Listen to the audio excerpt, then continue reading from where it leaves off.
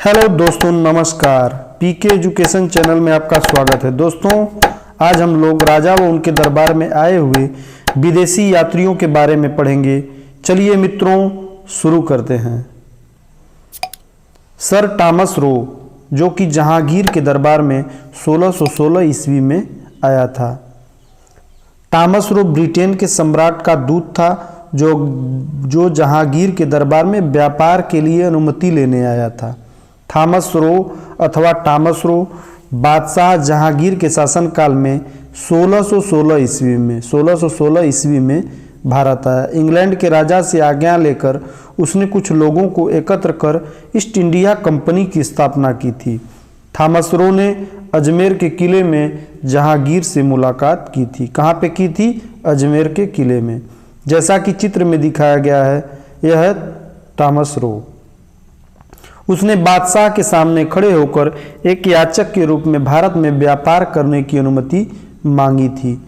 भारत की गुलामी की शुरुआत उसी दिन से हो गई थी जिस दिन थॉमस रो भारत में आया। थॉमस रो ने सम्राट जहांगीर की अभिरुचियों तथा धार्मिक मान्यताओं के बारे में विस्तार से लिखा है।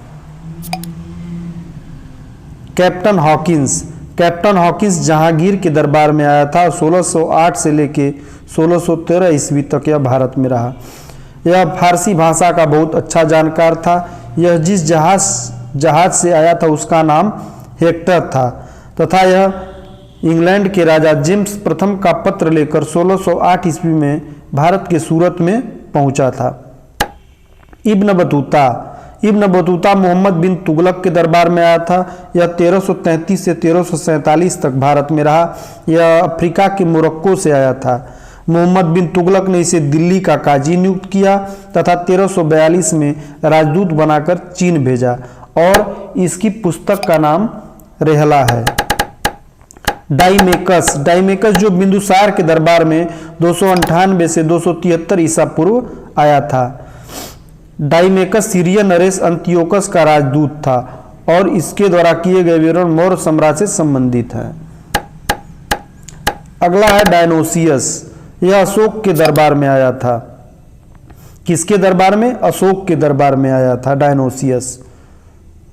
यह मिस्र नरेश टालमी फिलेडेल्फस का राजदूत बनकर आया था। छठवें नंबर पे है मेगास्थनीज चंद्रगुप्त मौर्य के दरबार में 302 ईसा पूर्व आया था। यह एक यूनानी शासक सेल्यूकस निकेटर का राजदूत था जो 302 ईसा पूर्व चंद्रगुप्त मौर्य के दरबार में आया था। और इसकी पुस्तक का नाम क्या है? तो इसकी पुस्तक का नाम इंडिका है, जिसमें यह मौर्य युग की संस्कृति समाज के बारे में वर्णन करता है। 7वें नंबर पे आता है फाहियान, जो चंद्रगुप्त द्वितीय विक्रमादित्य के दरबार में आया था। 405 से 411 ईस्वी तक यह भारत में रहा। इसका मूल उद्देश्य भारतीय बौद्ध ग्रंथों की जानकारी प्राप्त करना था। इसने अपने विवरण में मध्य प्रदेश की जनता को सुखी और समृद्ध बताया है। यह एक चीनी यात्री था। कहाँ का था? चीन से आया था और 405 से 411 ईस्वी तक भारत में रहा।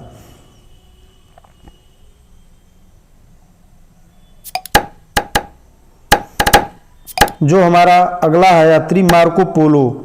यह कायल पांड्य राजा के दरबार में आया था 1292 से 1293 ईस्वी तक। यह इटली के वेनिस शहर का निवासी था। इसको मध्यकालीन यात्रियों का राजकुमार भी कहा जाता है। पांड्य नरेश मारवर्मन कुलशेखर के शासनकाल में इसने दक्षिण भारत की यात्रा की थी। इसने पांड्य साम्राज्य की समृद्धि, विदेश व्यापार एवं सम्राट के न्याय की प्रशंसा की थी। तो मार्को पोलो 1292 से 1293 तक भारत में रहा।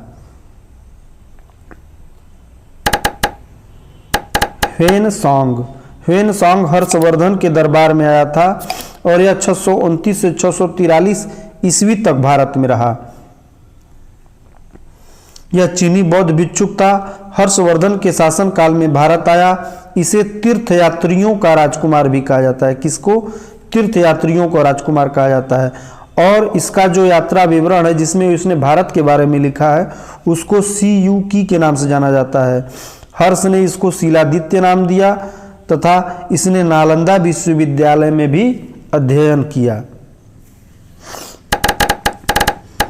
निकोलाओ मनुची, यह औरंगजेब के दरबार में 1653 ईस्वी में आया था। 14 वर्षीय इटली का यात्री था। दारा शिकोह की सेना में इसने तोपची की नौकरी की थी। दारा शिकोह की मृत्यु के बाद यह चिकित्सक बनता है और इसकी पुस्तक का नाम स्टोरियो दो मोगोर है। बाराबोसा कृष्ण देव राय के दरबार में आया था और यह 1560 ईस्वी में कृष्ण देव राय के दरबार में आया था। बाराबोसा 1560 में भारत आने वाला एक जेसुइट पादरी था। उसने सर्वप्रथम विजयनगर राज्य का भ्रमण किया। तत्पश्चात 1581 में उत्तरी भारत तथा बंगाल का भ्रमण किया। बाराबोसा ने विजयनगर की यात्रा सर्वाधिक प्रसिद्ध शासक कृष्णदेव राय के शासनकाल में की। उसने कृष्णदेव राय के श्रेष्ठ प्रशासन और उसके साम्राज्य की समृद्धि का बखान खुले शब्दों में करता है।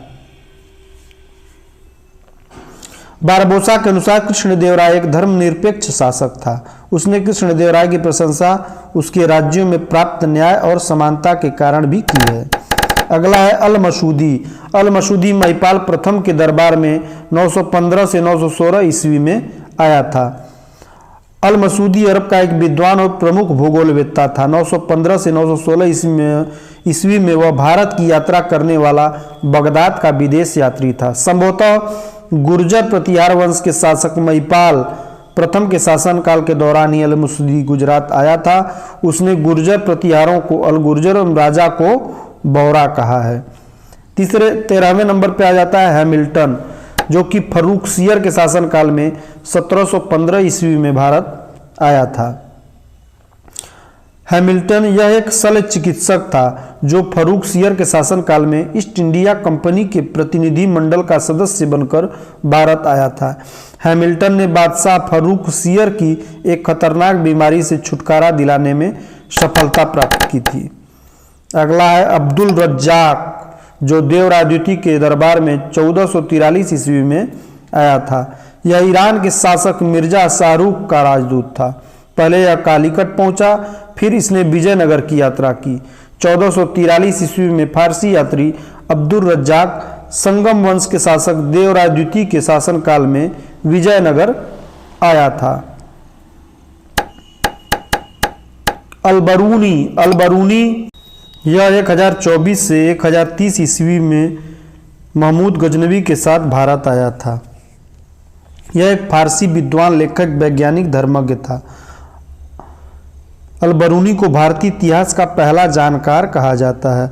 अलबरूनी ने 1030 ईस्वी में किताब उल हिंद भारत के दिन नामक किताब की रचना की थी। अगला जो है वह प्लिनी यह प्रथम शताब्दी में भारत आया था। यह एक यूनानी लेखक था और इसने इंडिका पर आधारित नेचुरल हिस्ट्री नामक पुस्तक लिखी थी। अगला जो यात्री हो वह बर्नियर, यह फ्रांसीसी डॉक्टर था। यह एक फ्रांसीसी डॉक्टर था। इसने शाहजहां तथा औरंगजेब के शासनकाल का विवरण किया है। इसकी यात्रा का वर्णन travels in the Mughal empire में है, जो 1670 ईस्वी में प्रकाशित हुआ था। बर्नियर के बाद जो आता है वह है संयुग्मन। यह एक चीनी यात्री था जो कि 518 ईस्वी में भारत आया था। इसने अपनी यात्रा में बौद्ध धर्म से संबंधित प्रतियां एकत्रित किया। फिर ट्रेवर्नियर, यह भी एक फ्रांसीसी यात्री था जो 1604 ईस्वी में भारत आया था। इसने अपनी यात्रा में भारत की सामाजिक और आर्थिक स्थिति के बारे में वर्णन किया है।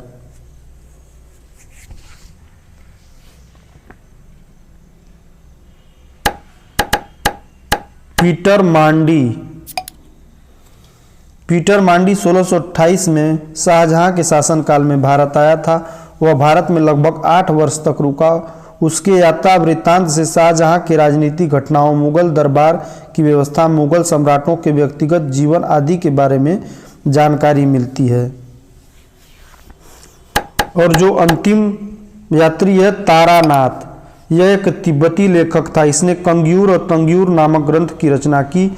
इनसे भारतीय इतिहास के बारे में जानकारी मिलती है।